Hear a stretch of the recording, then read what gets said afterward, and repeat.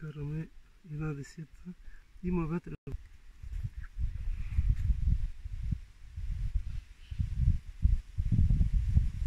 Има вътре.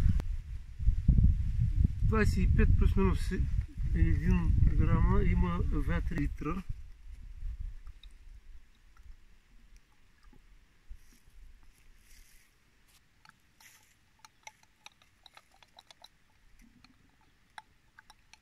По принцип,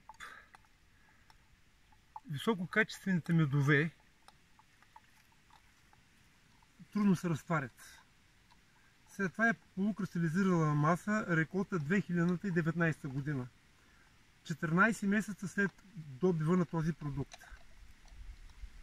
При всички случаи трябва да покажа електропроводимост над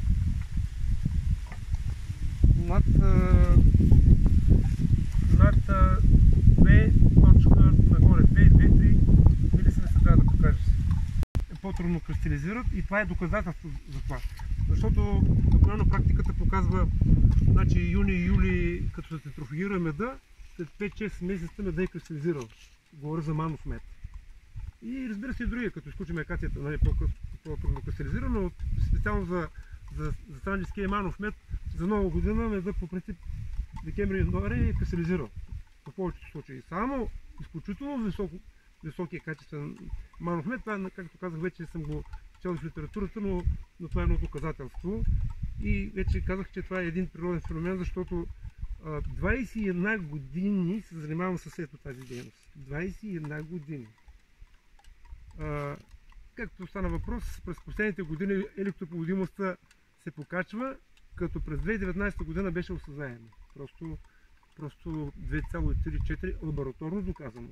Не с тази апаратура. Това е поддръжна апаратура.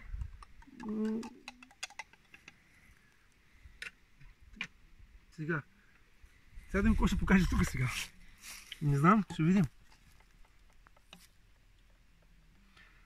2,4 милисименса.